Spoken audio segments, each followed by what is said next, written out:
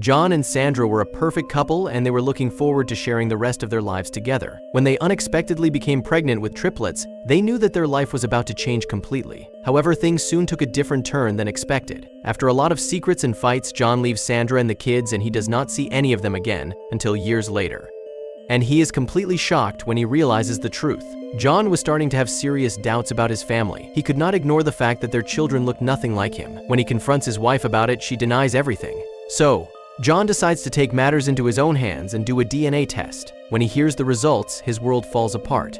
The DNA test shows that he is not the triplets' father. And since his wife continues to deny ever cheating on him, he decides to leave her. He loves her, but he cannot be with someone who is not honest to him. He doesn't hear anything from Sandra or her children for years, but he never forgets about the triplets. Even though his time with them was short, it was sweet, and he would remember it for the rest of his life. One day, he sees them again and he discovers something that turns his whole world upside down. But before we start, smash the like button, subscribe, and hit the notification bell so you never miss out on our upcoming stories. John and Sandra had been married for a couple of years when they discovered that she was pregnant. They had talked about having kids before, and while they had not planned to become parents just yet, they were over the moon. It was going to completely change their life, but not in the way they thought it would. Their relationship was already pretty good, but during the pregnancy, it even improved. They grew closer together, learning more about each other and themselves, and they both took great care of each other. They had thoroughly enjoyed their life together so far, and they were looking forward to expanding their family when they heard that they were going to have triplets. At first, they were completely shocked. They had not planned for even one baby yet,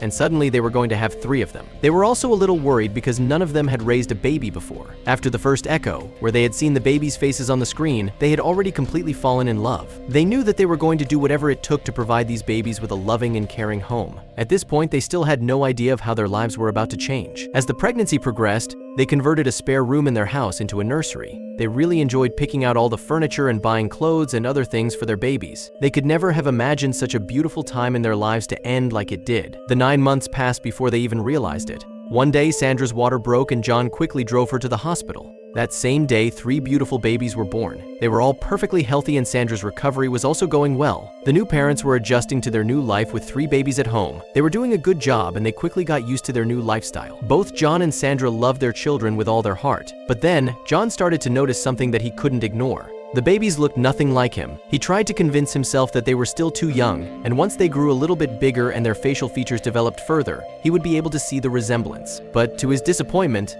that just didn't happen. He did not want to do anything serious before he was absolutely sure that his doubts were correct. He decided to talk to Sandra about it first. Yes, she was emotional and tired, and it was not going to be a fun conversation, but he just needed to ask her first. One evening, once they had put the babies to bed, John sat down next to Sandra and asked her if they could talk. He explained what had been on his mind, and once he was done talking, they sat there in complete silence for a few seconds. He had no idea how she was going to react, but once she finally looked at him, it was clear. She was furious. She asked John if he was serious, and when he said that he was, she completely exploded with anger. She could not believe that he actually doubted her. What was he even thinking? She stormed into the bedroom and locked the door behind her.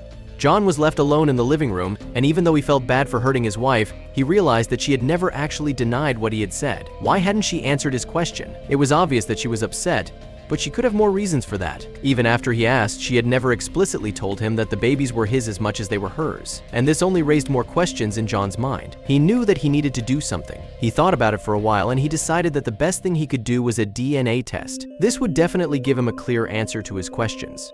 So he made an appointment with his doctor and explained the situation. He knew that he had to be careful because if Sandra knew what he was doing, she would only become angrier. John waited until Sandra went to take a shower, and then he secretly collected everything the doctor would need in order to do the test. He used cheek swabs to collect each of the baby's DNA, and he used the 4th one for himself.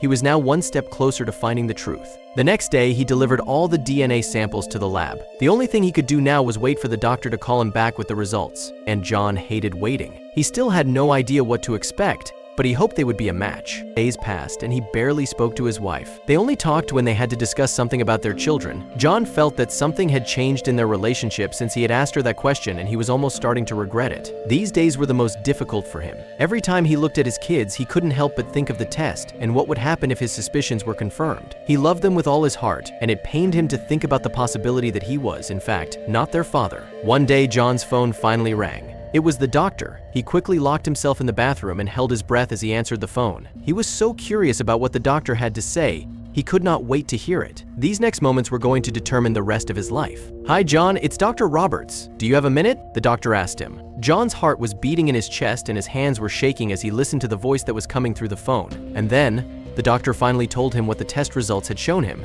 The test showed that John was not the father. He was not related to the babies in any way. Upon hearing this, his world collapsed. All this time, he had hoped that his suspicions were wrong and that he was just imagining things. But now, he found out the truth. There was nothing he could do about it anymore.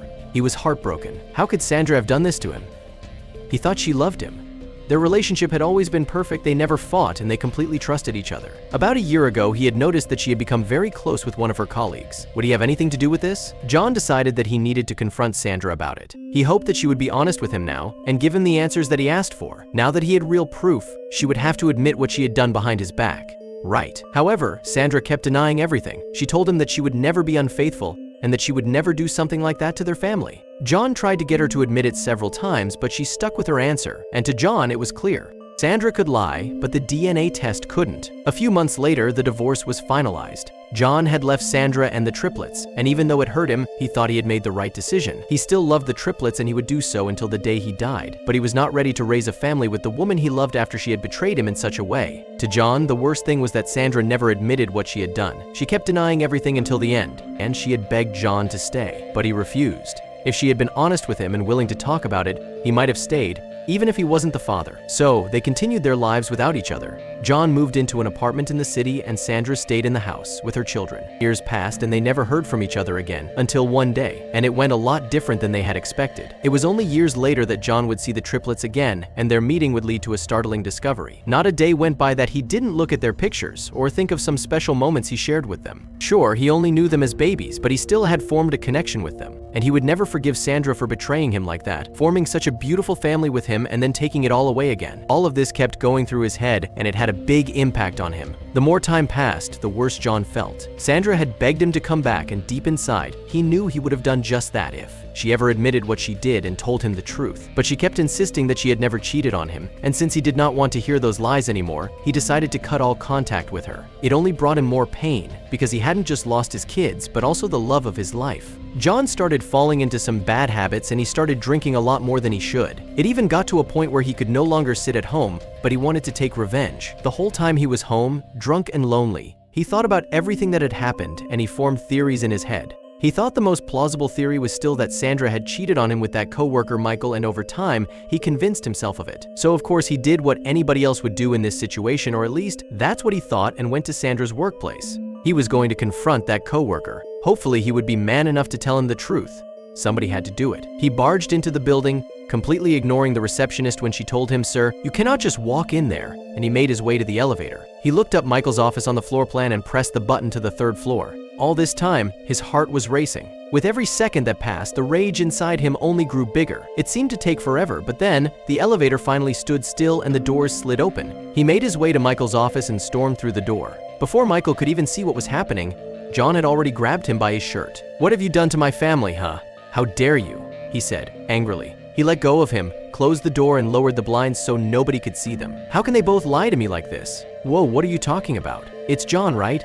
"I didn't do anything, man," Michael defended himself. With every word that came out of that man's mouth, he only got angrier, he thought. He balled his hand into a fist and held it up high, getting ready to swing it into Michael's face. But then, right as he was about to do it, the office door suddenly swung open, catching them both off guard as someone yelled, "What the hell is going on here?" John froze and softened his grip, and Michael saw this as a good chance to escape. When John turned around to see who had interrupted him, he laid his eyes on someone he had not expected to see in a long time. It was his ex-wife, Sandra. Of course, she still worked in this building. John was blinded by anger and he wasn't thinking clearly, so it hadn't even occurred to him that he could run into her here. He just stood there and stared at her, not saying a word. She entered the room and closed the door behind her. He hadn't seen her in years, but she still looked the same as she did on the day he fell in love with her. As much as he tried to stop it, his eyes slowly filled with tears as he looked at the woman he loved so much, but had lost a long time ago. "John, what are you doing here?" she asked him.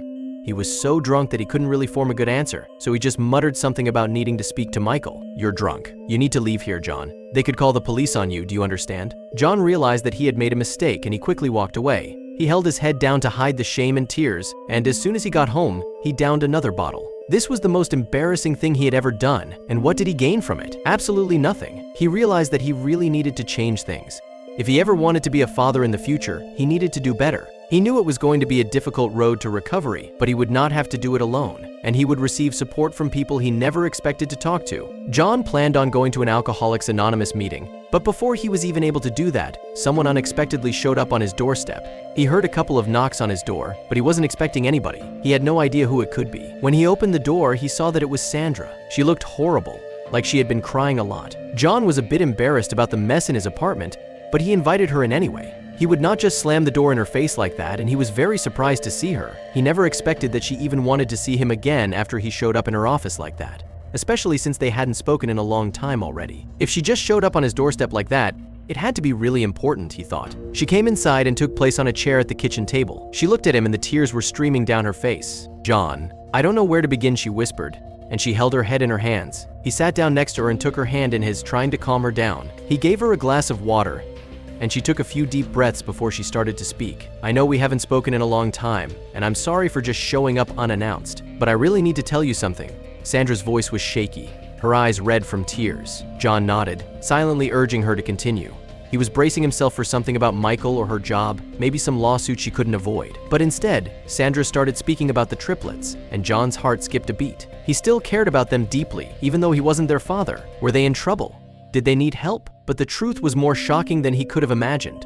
Sandra explained that years ago, after John had taken a DNA test that showed he wasn't their father, he'd left, assuming she'd cheated. She hadn't understood the results herself, but with their relationship already strained, she let it go. However, recently, Sandra had started noticing the triplets looked neither like John nor herself. She decided to take a DNA test of her own to find answers. The results confirmed her fears she wasn't the triplets' biological mother. In shock, she reached out to Detective Cooper, who dug deeper and discovered the truth. The triplets had been switched at birth with another set of triplets at the hospital. Cooper even found their biological children, who were thriving, oblivious to their true parentage. John, reeling from the revelation, hugged her, realizing how painful this must have been for her to discover alone. Now, they had to make a nearly impossible decision: should they reveal the truth to the triplets, or let them live in peace, unaware of their origins? Together, Sandra and John agreed to take their time, and eventually decide how to handle this life-altering truth, knowing that, no matter what, they'd face it together. Thank you so much for watching. If you enjoyed this story, don't forget to hit that like button, subscribe, and ring the notification bell so you never miss another unbelievable tale like this one.